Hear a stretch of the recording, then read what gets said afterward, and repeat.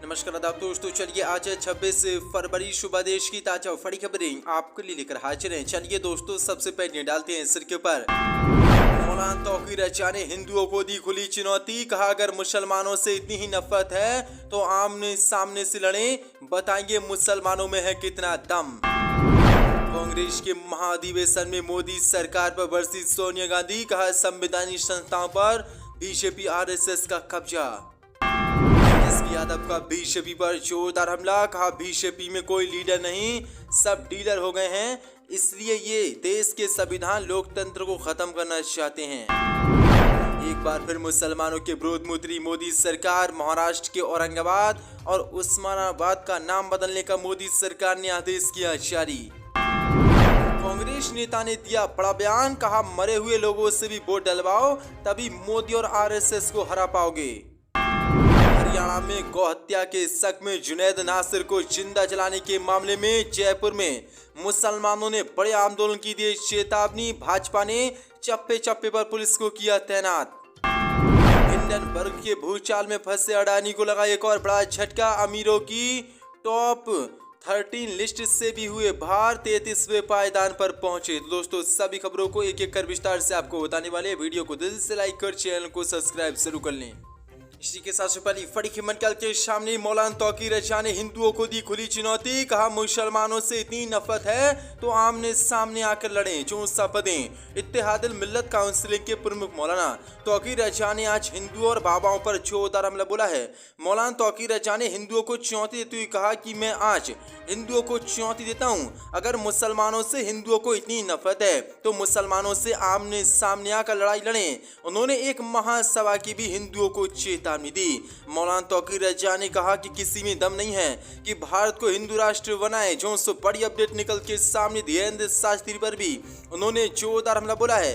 उन्होंने कहा कि किसी की औकात नहीं है कि कोई भारत को हिंदू राष्ट्र बना ले।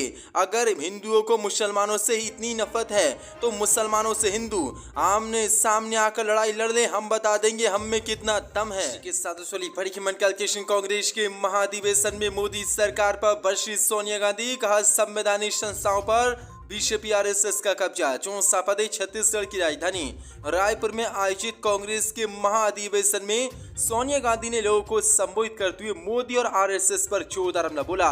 उन्होंने कहा कि ये कांग्रेस और पूरे देश के लिए विशेष रूप से चुनौतीपूर्ण समय है। प्रधानमंत्री मोदी, बीजेपी और आरएसएस की सत्ता ने सभी संस्थाओं पर कब्जा कर लिया है। ये बेरहमी से विपक्ष की आवाज को खारिज कर रहे हैं। सरकार कुछ खास व्यापारियों का फेवर कर अर्थव्यवस्था को रोकने का कारण भी बन रही है। इसके साथ ही वह देश में लोगों के बीच घृणा और नफरत फैला रही है। वह अल्पसंख्यकों को निशाना बना रही है, महिलाओं, दलितों और आदिवासियों के साथ भेदभाव कर रही है। इसने गांधी जी का मजाक उड़ाया है।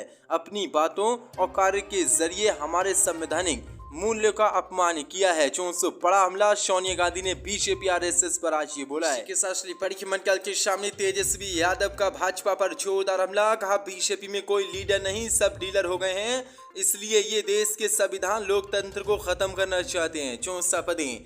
बिहार के पूर्णिया में महागठबंधन की जनसभा को संबोधित करते हुए बिहार के उप मुख्यमंत्री तेजस्वी यादव ने भाजपा पर जमकर निशाना साधा।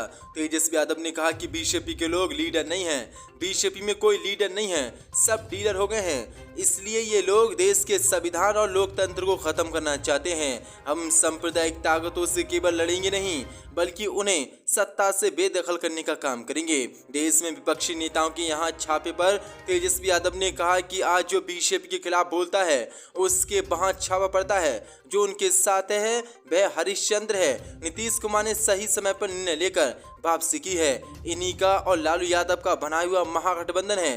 तेजस्वी यादव ने कहा कि अनेकता में ही एकता है, हम लोग अलग अलग हैं लेकिन एक हैं, यही महागठबंधन है। जो बड़ी अपडेट है। इसी के साथ बड़ी खबर के सामने कांग्रेस नेता का बड़ा बयान, कहा मरे हुए लोगों से भी वोट डलवाओ, तभी मोदी और आरएसएस को हरा सकेंगे। 64 पदें। महाराष्ट्र में 2 विधानसभा सीटों पुणे और कस्बा और पिपरी चिंचवड़ के सीट के लिए उपचुनाव होना है, जिसके लिए चुनाव प्रचार बंद हो चुका है। लेकिन चुनाव के अंतिम दिन कांग्रेस नेता उस्मान हिरोली ने सभा को संबोधित करते हुए बड़ा बयान दिया है। उन्होंने कहा कि जो लोग मर गए हैं उनसे भी वोट डलवाओ, तभी मोदी और आरएसएस को हरा पाओगे। उपचुनाव को उन्होंने युद्ध बताते हुए बड़ी संख्या में मुसलमानों से वोट देने का आग्रह किया। उस्मान हिरोली ने एनसीपी की चुनावी जनसभा को संबोधित करते हुए कहा कि मुसलमान चाहें जहां कहीं भी हैं, सऊदी हो, दुबई हो या कुवैत में हो, उन्हें बुलाकर वोट डलवाओ। जिनकी मौत हो गई है उन्हें भी 26 फरवरी को हाजिर कीजिए और वोट डलवाइए। कांग्रेस नेता ने उपचुनाव को जंग बताते हुए कहा कि हम लोग ये जंग तभी जीत सकते हैं और आरएसएस मोदी को हरा सकते हैं जब हम एक होकर मतदान करेंगे। उन्होंने जोर देकर कहा कि 99% भी नहीं बल्कि 100% मतदान करवाना है। इसी के साथ बड़ी खबर हरियाणा में जुनैद नासिर को जिंदा जलाने के मामले में जयपुर में बड़े आंदोलन की मुसलमानों ने दी चेतावनी। डरी बीजेपी सरकार, चप्पे चप्पे पर पुलिस को किया तैनात। चौंसा पदें। राजस्थान के भरतपुर जिले के रहने वाले 2 मुस्लिम युवक जुनैद और नासिर को हरियाणा में जिंदा जलाने का मामला तूल पकड़ता जा रहा है। मामले में अभी आरोपियों की गिरफ्तारी पूरी नहीं हुई है, लेकिन एक के बाद एक आरोपियों द्वारा जारी किए गए वीडियो की पुलिस चिंता में बढ़ा गई हैं। इस बीच राजस्थान में पुलिस की चिंता एक बार फिर से बढ़ चुकी है, क्योंकि इस बार दोनों मृतकों के हत्यारों की मांग को लेकर ग्रामीण जयपुर कूच की तैयारी में हैं। हालांकि उन्होंने बीते दिन दोपहर में कूच करने की कोशिश की, लेकिन पुलिस ने रोक दिया। ऐसे करने वाले लोग भरतपुर के गोपालगढ़ सहित आसपास के आधा दर्जन गाँव के थे। दोपहर में इन्होंने गाँव में एक जनसभा की और इसके बाद जयपुर कूच जाने की तैयारी की, लेकिन करीब 200 पुलिसकर्मियों ने उन्हें जाने से रोक दिया। लेकिन बड़ी अपडेट निकल कर सामने आ रही है। मुसलमानों ने अब चेतावनी दी है और कहा है कि 27 फरवरी तक यदि आरोपियों की गिरफ्तारी नहीं होती है तो पूरे राजस्थान भर से एक साथ आंदोलन की शुरुआत की जाएगी, जिसके बाद भाजपा और कांग्रेस सरकार की राजस्थान की मुश्किलें बढ़ गई हैं। जो बड़ी अपडेट निकल के सामने मुसलमानों ने अब जयपुर कूच करने का ऐलान कर दिया है। इसी के साथ बड़ी खबर निकल के सामने आ रही मुसलमानों के विरोध में उतरी मोदी सरकार। महाराष्ट्र के औरंगाबाद अब छत्रपति संभाजी नगर और उस्मानाबाद का नाम धाराशिव होगा। मोदी सरकार ने दी मंजूरी। चौंसा पदें। केंद्र की मोदी सरकार ने शुक्रवार को महाराष्ट्र के मराठवाड़ा क्षेत्र के औरंगाबाद और उस्मानाबाद शहरों के नाम बदलने की अधिसूचना जारी कर दी है। मोदी सरकार की अधिसूचना के अनुसार औरंगाबाद को अब छत्रपति संभाजी नगर और उस्मानाबाद को धाराशिव के नाम से जाना जाएगा। मोदी सरकार द्वारा अधिसूचना जारी करने के बाद महाराष्ट्र के उप मुख्यमंत्री देवेंद्र फडणवीस ने इसे संभव बनाने के लिए प्रधानमंत्री मोदी और गृह मंत्री अमित शाह का आभार व्यक्त किया।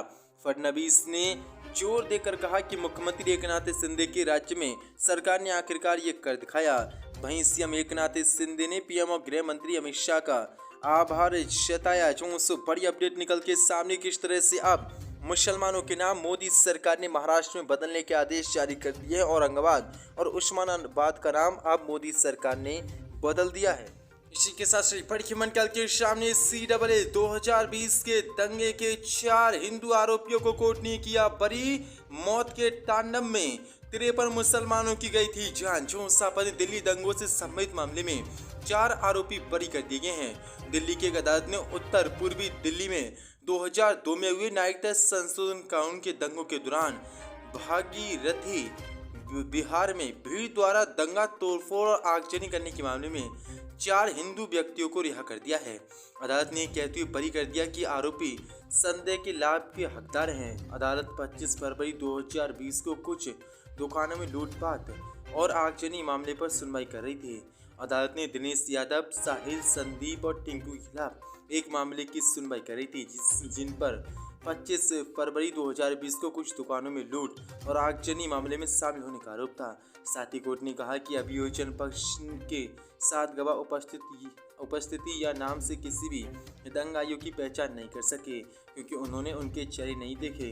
घटनाओं में शामिल लोगों की बात ही अलग है, इसलिए कोर्ट ने 4 हिंदू आरोपियों को रिहा करने का आदेश जारी कर दिया है, जिन पर 53 मुसलमानों की हत्या का आरोप, वहीं दुकानों में आगजनियों और चोरी करने का आरोप लगा था। जो बड़ी अपडेट। इसी के साथ बड़ी खबर कैलकुलेशन हिंडनबर्ग के भूचाल में फंसे अडानी को एक और बड़ा झटका। अमीरों की टॉप 30 सूची से भी बाहर 33वें पायदान पर पहुंचे। 64 पदें। हिंडनबर्ग रिपोर्ट आने के बाद से अडानी समूह की मुश्किलें कम होने का नाम नहीं ले रही हैं। एक तरफ जहां अडानी समूह के शेयर धूल फाँक रहे हैं, वहीं दूसरी तरफ दिन ब दिन अडानी की दौलत भी कम होती जा रही है। इसका असर हुआ कि अमीरों की सूची में पहले टॉप 10 और फिर टॉप 20 और अब टॉप 30 से भी गौतम अडानी बाहर हो गए हैं। आंकड़ों के मुताबिक अडानी समूह ने साल 2022 में जितना कमाया था उसने हिंडनबर्ग रिपोर्ट आने के बाद सिर्फ एक महीने के अंदर डबल गवा दिया है। गौतम अडानी नेट वर्थ में आ रही बड़ी गिरावट की वजह से दुनिया के अमीरों में अडानी का दबदबा बेहद तेजी से कम हुआ है, लेकिन अब बड़ी अपडेट निकल कर सामने आ रही है। हिंडनबर्ग आने से पहले अडानी टॉप 10 अरबपतियों की सूची में एलन मस्क से भी ऊपर थे, चौथे नंबर पर थे, लेकिन अब बड़ी अपडेट निकल के सामने है। अडानी 13 वाली सूची से भी बाहर हो गए हैं, 33वें पायदान पर पहुंच गए हैं।